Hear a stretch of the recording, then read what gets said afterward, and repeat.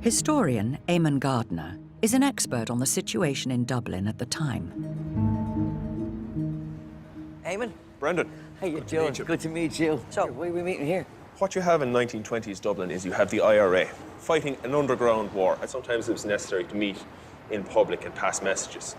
So this could be a good example, say on a dark, foggy evening, and you'd meet and you'd pass a message quickly. So, the reason I want to talk to you, my grandfather, when the body was found, after he was shot, there was a note pinned to him saying, "A traitor to Ireland, shot by the IRA." I actually have something here for you. Tried, convicted, and executed by IRA. It's a copy of a note that's found pinned to a body of a man who was executed by the IRA for allegedly being a spy. So that did sometimes happen. If you look at the back, That's the blood. that's actually a copy of the man's blood. My God.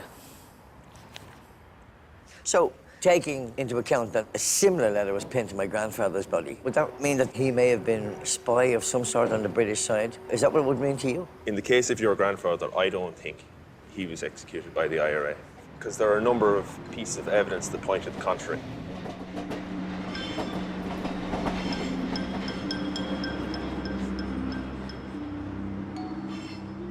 Even though this was an actual IRA execution note, the British had started to realise that they could fracture and instill some doubt in the IRA itself by putting out disinformation. Such as false notes on bodies. Such as false notes on bodies. Supposedly coming from the IRA. Supposedly coming from the IRA. So it could have been the British, and Lord knows, you know, I would want it to be. But that's not enough to definitively say that he wasn't killed by the IRA. No, on its own, this isn't definitive. This comes from the Irish Times, and it's a description of the curfew order, which required people to be indoors after a certain time at night, remain indoors until the morning time. It says, last night, the Dublin streets were again patrolled by detachments of military, some of whom carried crowbars. At different places, soldiers stood in doorways, and at other points, plainclothes policemen were on duty. The British forces owned the night.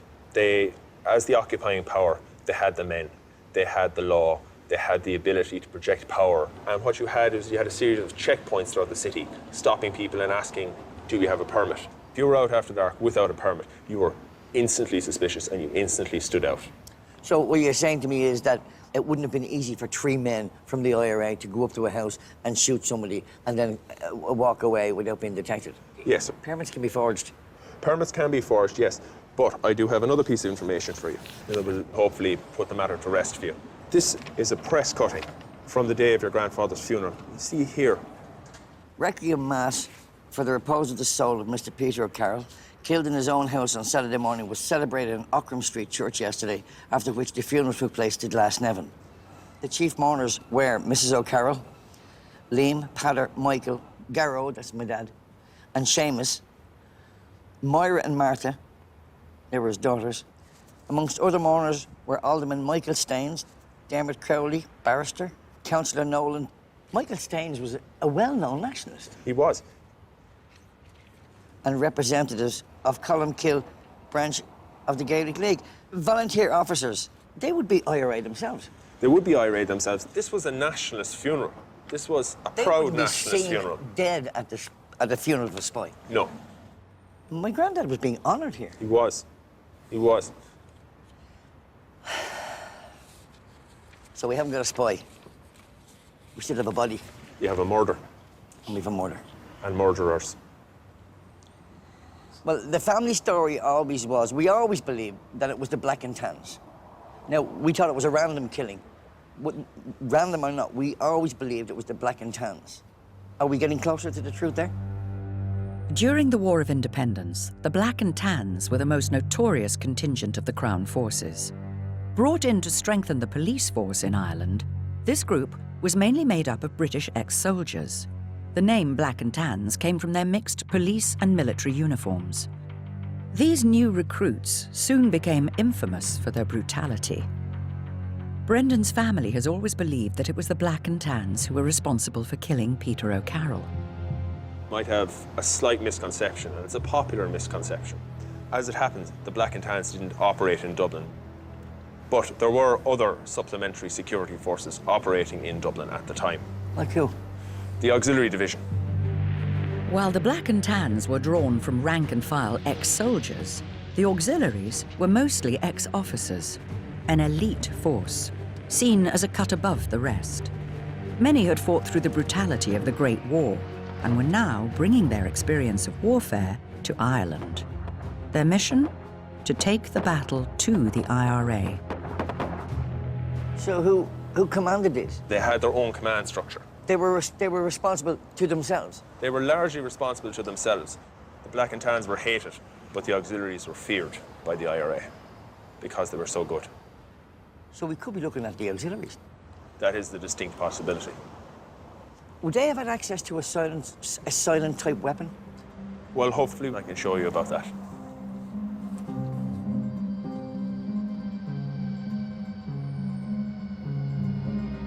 In 1920, British Army barracks were spread throughout Dublin. This one housed over 1,000 men. So who would have been stationed here?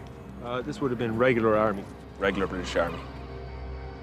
Today, it's part of the National Museum of Ireland. At the heart of the building is a heavily secured storeroom.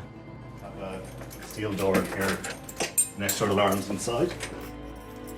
Curator La Joy is one of only 2 people with special clearance to access the area. Okay. Mother of God. The weapons held in this armoury would provide a good cross-section of the weapons that were being used in Dublin around this period by both the Irish Republican Army, the IRA, and the Crown Forces. Is it one of these weapons we're talking about? No, these weapons are long weapons. You have rifles and pump-action shotguns. The weapon we're talking about is a weapon with much more finesse. It's a much quieter weapon. So this is the particular pistol. The Webley and Scott. Such a small-looking gun. Okay, Brendan, so here we have the model 1908 Webley and Scott semi-automatic pistol. I think this is more than likely the type of weapon that was used in the murder of your grandfather for a number of factors. Why do you think that? Well, the weapon you see is actually incredibly small. If you just look here, it has a very small caliber. The bullets are 0.32 of an inch, much smaller than, say, the normal pistol rounds at the time. As well as that, because of the design of the gun, the ammunition used is subsonic. Subsonic? That means that it doesn't create a shockwave when it passes through the air, which reduces the noise significantly. This could go a long way to explaining why the gunshot was so quiet. A thud instead of a bang. Yes. How many people did the article say were present? 2 to 3. Let's say 3. So 3 or 4 bodies around, with the bullet entering almost directly into the person's head. The gunshot would have been muffled. Which is what it describes in the newspaper. It does. A muffled gunshot. Okay, now, the obvious question. Would the auxiliaries have had The access to auxiliaries this? would have had access to this weapon, yes. Well, listen to this. He lay face downwards. When turned over, a huge bullet wound was discovered in his left temple, but with a swelling at the right side, as if the bullet had not passed through. If the bullet was a fragmenting bullet, or a dum-dum bullet, as they're more commonly known, and that bullet enters somebody, turns into shrapnel, and will not normally produce an exit wound. I presume dum-dums weren't a standard issue. No, no. Dum-dum rounds were frowned upon significantly, but there's evidence that some of the auxiliaries were using such rounds. Now, I believe if we look at the nature of the killing, the nature of the weapon, the type of operation, and the type of person who would have been able to plan such an operation, there's the possibility that the weapon could be linked to a counterintelligence raid. Now, we know that the auxiliaries had an intelligence unit. They had their own intelligence units within their company. Counterintelligence, Counterintelligence. which by its very nature is secret. Yes. The records we have on the auxiliaries intelligence unit are speculative. There's nobody listed.